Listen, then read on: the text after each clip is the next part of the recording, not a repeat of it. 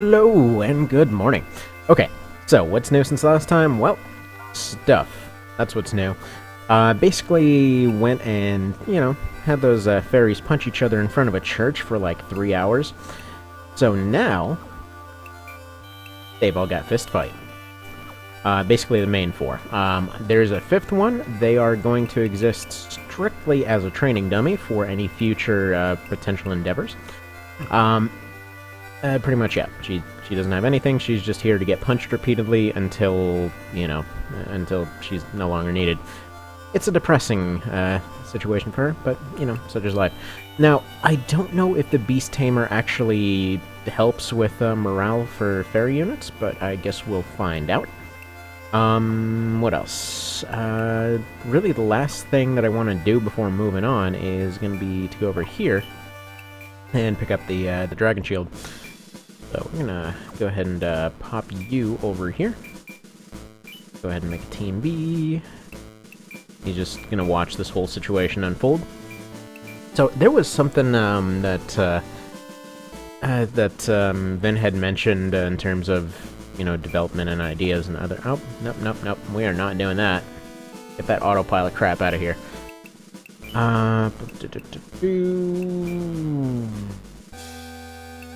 Yeah, let's just make them both manual. But yeah, in terms of, different development stuff and whatever. But, there was an idea that I was kind of wondering on. In terms of kind of a different setup for a game like this.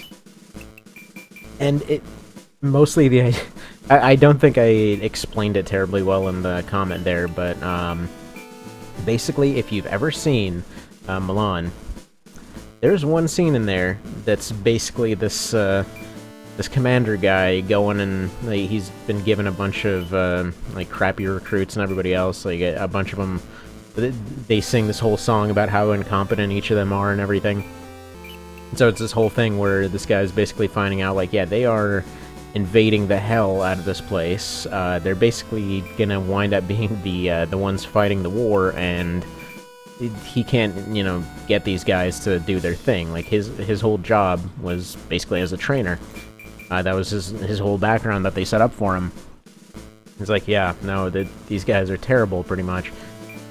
And so over the course of this montage, they end up going and becoming soldiers and everything else, and yay, Dragon Shield. I don't know if Embodiment of Desires turns that into anything else, but we'll assume it doesn't. There we go. Now we'll find out if that thing helps. Okay, here's what we're gonna do. We're gonna pop this on you. Because I'm gonna go off on a limb here and assume that they will not be able to punch while holding this thing. So, we'll go ahead and test that out real quick. Finally getting used to the controls here. I actually went and tried out a few other emulators. And, well, different issues kept coming up, so we're just gonna do it with this one. You may notice it looks nicer this time. Yeah, no. They can't attack. So, we're gonna go ahead and end that. That's fine, they can just hold on to it.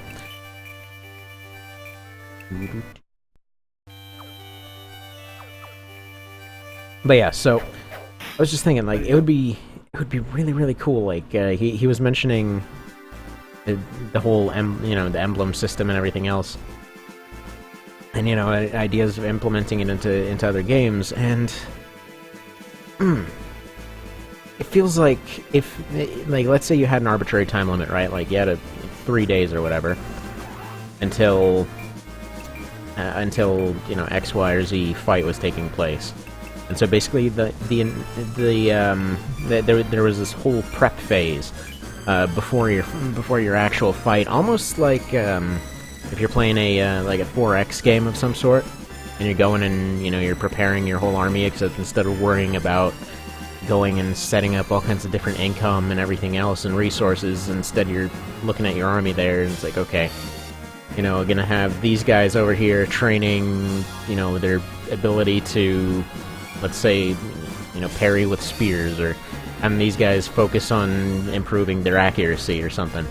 And this kind of system could work really well as long as... There we go. I'm trying to remember how the controls work. As long as there's a very low baseline, like in terms of how survivable somebody is. Honestly, almost like an XCOM sort of thing. And it almost feels like that's what they were trying to do with their expansion recently. The War of the Chosen thing. Because you had kind of a similar thing where you could train people and stuff, and you basically earned points to go and, train people in different abilities, and then they became friends with other people and whatnot. It feels like that could be applied to something like this, Like, where it's just a complete chaotic mess of different systems, but it's there for fun, there's clear gaps in which stuff can be broken, but if it's a one-player game, who cares? Like this? This is very breakable. Like, you can break this game over your friggin' knee, and with surprisingly little effort, actually. But yeah.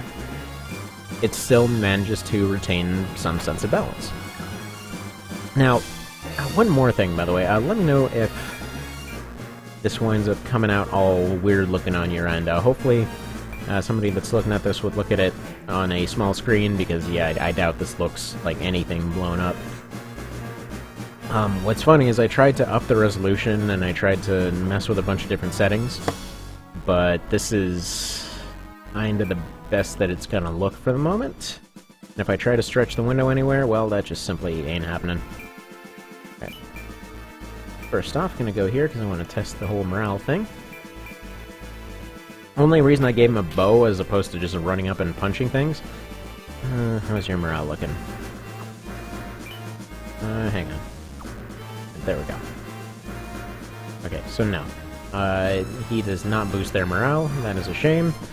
Guess we're gonna have to get him friggin', what's it? Going for 25 kills or whatever it was. Now, how hard do you punch? Oh yeah, there we go. So he has a weapon that we don't have access to yet. Their punch damage is as much as that weapon. Namely, they punch harder than anything these guys have. And that is hilarious. Now, we're gonna run into... Oh, there we go. She should have dodged that. But that's fine. So, what we're dealing with challenge-wise here, they've got pretty reasonably low health. So that's gonna be kind of a big problem here. Their evasion is crazy high. Hopefully we shouldn't have any casualties this first time. Not really liking that first one got hit, because they can still be three-shotted. But this guy's trapped. Yeah, he's there. What is going on? Their evasion should be high enough to just dodge all of this. So the whole shtick with fairy units in this one, they're pretty much joke class. They have very low health, very high speed, and very low damage. I might end up having to have Lance run up front. Ooh, crap. Okay, they are gonna need some friggin' help.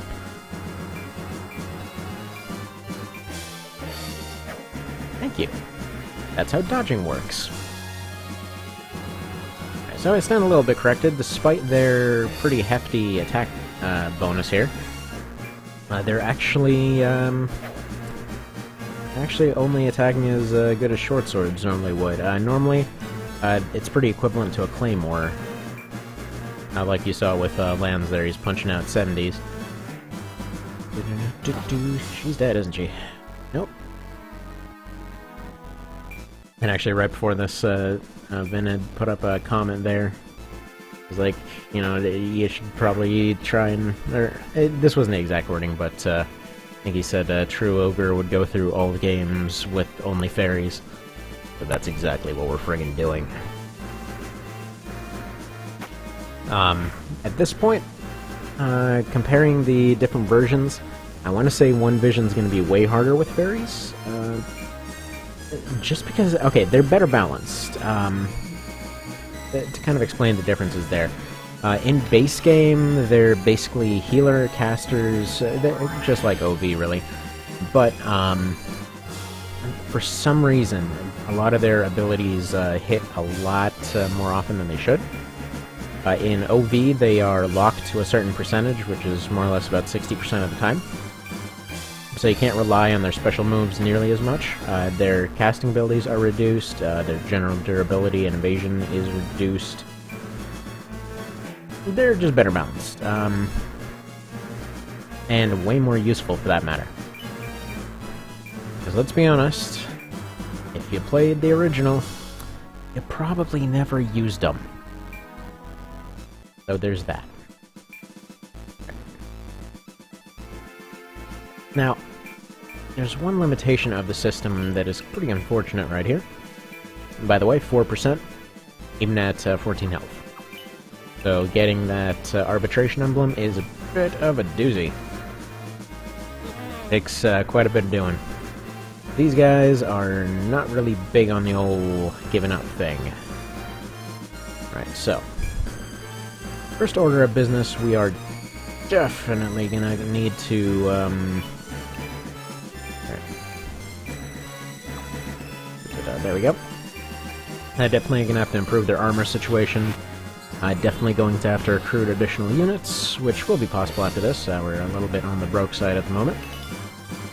I'll probably give a few of them some consumables, because, yeah. They can hit hard, but they cannot take a punch. They cannot take a hit very well. So I've basically been forced into a retreat after almost getting one guy, getting another guy. Yeah, it's less than ideal. What I might end up doing is actually just swapping them over to bows. We'll see.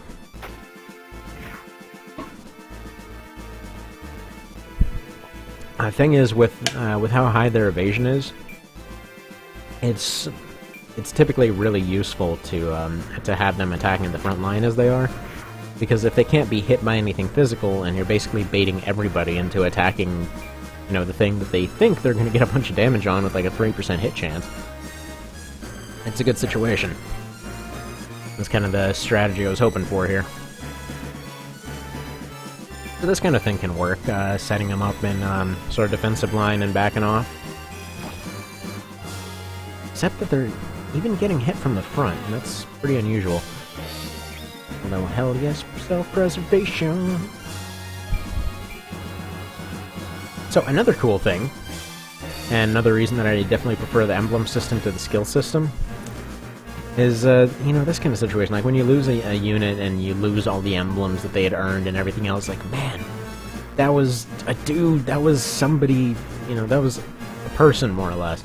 And you lose somebody with a bunch of different skills, and then you transfer those skills straight off to somebody else. It's like, well, I lost, essentially, some generic, or some nameless thing. Nothing to really worry about. You know, they didn't feel like a person or whatever, and OV has helped with that. I will still go ahead and pretend the silver transfer feature doesn't exist, because I think it's just dumb, like, especially with the fact that you can go and improve your skills at a much more reasonable rate now. I just don't think it needs to be around anymore. So these guys are probably going to go get most of their kills from counters, I think.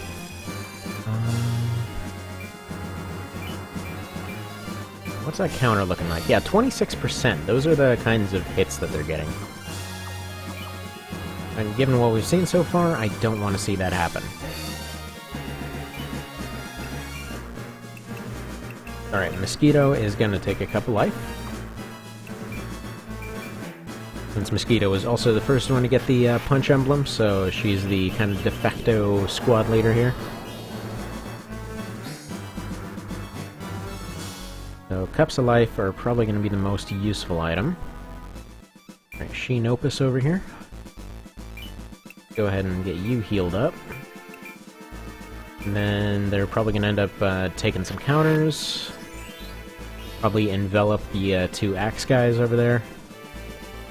Probably just ignore the archers, because they don't really matter right now. They're not... high-level archers... Okay, archers in this are hilarious. So low-level archers typically will just end up getting blocked most of the time. High-level archers don't do much damage. Comparatively speaking, anyway. Although, the overall baseline is a lot lower in this one. I mean, you're still fighting like with the 20s and 40s by the end of the game. So, it is what it is. Usually you'll only have 1 or 2 people that are hitting over 100, and that's because they have all these crazy weapons that they picked up. Friggin' like Warlord Emblem with Snapdragon and whatnot. Like, well, I went and I trained a giant, and I basically fed them all of the sword emblems from the entire game. Gave them all the Swift Stones, gave them all of the friggin' items. And, yeah. Then turned them into a weapon, and basically swinging that character, and it's hilarious. I love that system. It's so stupid and broken, but I love it. And what's funny is the way that they hid it in plain sight, because there's only 3 Snapdragons, unless you're doing multiplayer stuff. I think there's a 4th one in there. And basically one of them is hidden in a corner of the map that you probably wouldn't really have a reason to go to. That's in one of the fortresses. You have to basically burn away some of the tiles in order to expose the ground, and then you basically go and dig it out of the ground. And one of the other ones is the fight with the 2 candy wizards, or whatever you want to call them down the line. And, yeah, they, let's just go over here. Let's go and start taking out their leader. That's a shame. Basically, they have a thing where one of their giants has the thing hidden in their pants. And by and large, you probably won't ever even want to go fight those things. So, there's that.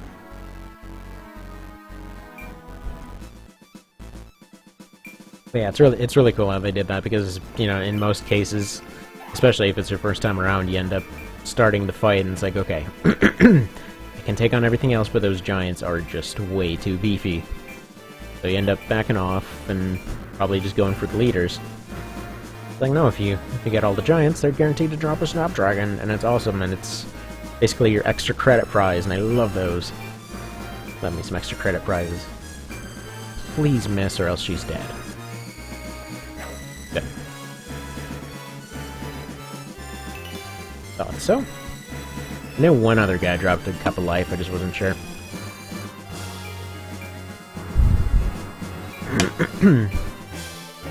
Yeah, in terms of actually remembering what items are in what tiles and stuff like that, this is the one I remember more than any of the others. And actually, come to think of it, I was positioning everybody to go pick up the glass pumpkin in this map. Didn't end up doing so. That preservation! So, in case you're unfamiliar with the system, here's how it is. So, you know how in, like, the Lucked remake, they basically had the skills of, like, okay, you go and you buy counterattack or whatever else, and in this, you start off with counterattack, but if you get self-preservation, you improve your counterattack damage, so your counters are actually doing more than your regular hits. Or, you know, Certificate of Initiation, your character dodges 3 in a row, and then their dodge improves, and they get to be a Swordmaster. Or Knight Certificate, where they basically go and, if they get counterattacked 15 times, it's pretty much assumed that they like attacking from the front, and so they can become a knight. Or to be an archer, they have to hit 3 bow shots in a row. It's just, it's cool, you know? It's like little mini achievements all over the place. It's great. It's such a really solid system that I can't believe that it hasn't been emulated, you know?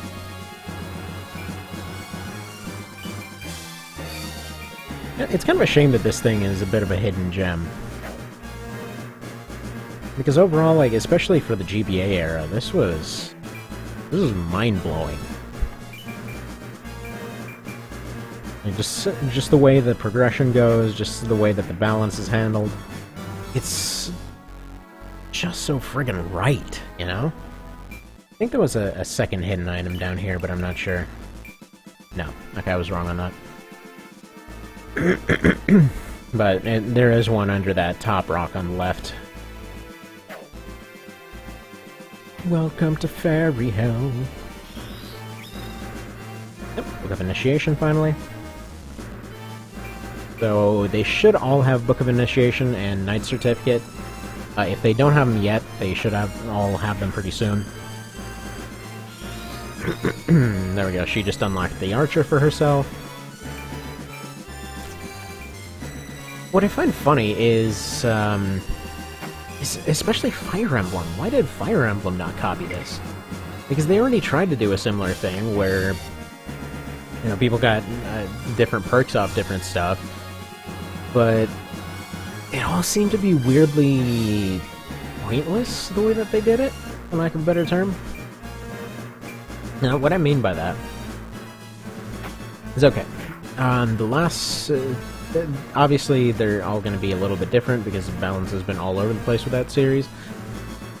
But let's compare, like, the GBA one with the, wait, where's my glass pumpkin? I know it was here somewhere. They're over here? I could have sworn that was it. Steve. I have a sword emblem. But, like, okay. The GBA one system was basically limiting levels based off of how many fights you could actually get into. All right, so there we go. Somebody's getting self-preservation, hopefully.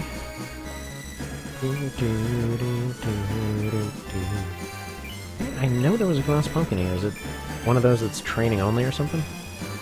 Or I already pick it up. Now whatever, we'll find out. Ah, crap, right, she's an archer. I didn't use my brain. But yeah, so in that one it was limited by that, so it kept the baseline pretty low. There were... you could still, you know, break certain characters, but overall nobody was getting super overpowered. It generally stayed pretty low.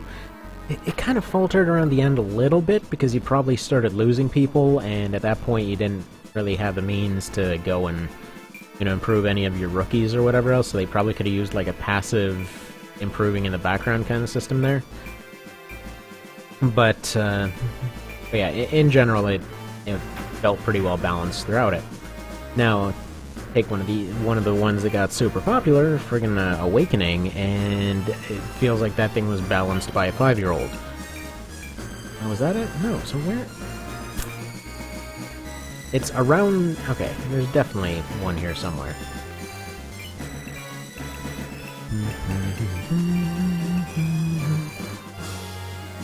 But anyway, so what I mean by that, pretty much all of your characters could fight as many fights as they wanted at any time. So, there it is. There's a glass pumpkin. So they basically said, okay, there's going to be a level cap. But that level cap doesn't matter, because essentially you could keep promoting people back and forth to the point where, like, they got 20 in an advanced class, so you basically demoted them to an alternate friggin' thing, which reset them back to 1, but basically kept most of their stats. Then you leveled them up in that crappy class again, got them to that minimum level, promoted them again, then they regained all those levels all over again, so basically it was just an endless re-promotion cycle. It's not even like those items were super limited or anything either. So, yeah. A little bit problematic. I mean, they tried somewhat limiting them, but honestly, I was doing Iron Man runs of that thing over and over and over and over, and I was repeatedly thinking, like, okay, one of these there'll be some genius moment where this all makes sense. No. I must have done about just like a dozen straight friggin' autopilot throughs of that thing with just never saving, just continuing on as it is. And it resulted in the same stupid thing every single time, which was, you had your kind of main commander guy that was more or less functioning as a second-in-command the whole time, your obligatory Lord character, more or less, and then you had, your actual self-insert character, and basically what happened by the end, you paired them each up with, you know, with a spouse of whatever you want them to be, and that was that. They got their S rank, and they were actually invincible. Like, I don't mean, oh haha, the odds are low, I mean they were straight up invincible. Like, stuff they would go and take on 100 guys at once. And the two of them would just be right next to each other the entire time. The two paired units, I mean. Just be right next to each other the whole time. Everything attacking them has like a 0 to 5% chance to hit anything for like 1 damage. Because they decided to put hit chance and damage on the same slider for some reason. So, yeah, there was no chance. Even without the crazy re-promotion nonsense. Like, just leaving them in their base class. I tried just like a base class Iron Man run thing. Same situation. I just had the self-insert as the tactician, had the Crom guy as the Lord. No. Had, you know, just paired them up with casters. And each time they'd get attacked by something. They're like, no, no, no, we get initiative though. So we're just basically gonna dodge everything and then attack like 4 times in a row because reasons. We definitely thought this through. Supposedly they toned that down in the next ones, but I'll be honest, I'm not about to pay friggin' 120 bucks for what's functionally 3 versions of the same frickin' game. So that's, you know, if they balance that out in the next one, good for them. But yeah, Awakening completely turned me off of the series after that point. Yeah. It was a weird one. Like, it's kind of funny because I really like the idea of, you know, pairing up your units and whatever else. I love that kind of stuff, as, you know, freaking cheesy and fan-arty as it sounds. But just the idea, it kind of adds to the tragedy of when something goes wrong. Like, mentally, I'm always, you know, kind of assuming certain characters are getting along or whatever. Like, you have these, you know, you got these, you know, pikemen over here. They, you know, they're friggin' war buddies. You got these two over here. They're a couple. You got that one guy over there that's probably gonna set the camp on fire one day, but we're gonna go ahead and ignore that. You know, that kind of stuff. Fun. That's the immersion. But, yeah. Awakening was a dumpster fire of balance. God, especially, they had this free DLC that came out, which I know it's... What is that to complain about free DLC? But what it consisted of was giving a bunch of really, really, really strong characters from other games. And a lot of them came with really, really broken equipment. And quite frankly, like I said, even before that happened, it was already imbalanced all hell, so... bit of a situation there. Bit of a situation. There's just no way to run a proper challenge run on that thing. Because married couples were invincible. Because they built a series based off the tragedy factor of losing characters that, you know, have a pretty decent amount of backstory to them, have been fleshed out and whatever else, even if minimally. And then decided the best way to reward that is by completely taking that feature out of the game. So, yeah. You get it. Okay. Basically, they added the option to just never have characters die whatsoever. And then they also basically decided that if you have characters that get to S rank, yeah, there's no chance they're ever losing. Again, I experimented around with this. I gave the worst characters in the frickin' party, you know, the whole S rank thing. Barely had them do anything. They just, you know, they teamed up for a few rando fights, and it was just the absolute minimum. They were still unbeatable. Oh, they've got stuff to tell. Oh no! She's part of the dudes. And then cutscenes happened. But none of them involve friggin' fairies punching things, so who cares? Ah, man, that is some delicious coffee. Okay. Recently, I'd gone to the store. And I used to put agave in my coffee all the time. I think I mentioned this at a previous time. Used to always have agave in my coffee. And for some reason, they changed whatever formula they use. They start adding something to it. Ew, it's Formido. It's Formido. So we're actually going to leave and get another party member. Doing this later actually causes them to be a bit improved, but we're fine. For now, we're actually going to go back. Sell some stuff. But yeah, on the whole agave thing, yeah, they start adding something to it, and it's like the stuff just makes me nauseous. Which sucks, because I've been adding agave to my coffee for like 6-7 years, something like that. No! Okay, so every now and then the stuff that they have at the store changes. So right now, we can't hire anymore. I might keep that bow. We'll see. These will be useful later, once they get Magic Missile. Right, what about now? I don't actually know when this resets, it might be once per battle. But either way, I believe going to Vespa at this point will give Glycinia. Go ahead and save that, and do so next time. Alright, see you then.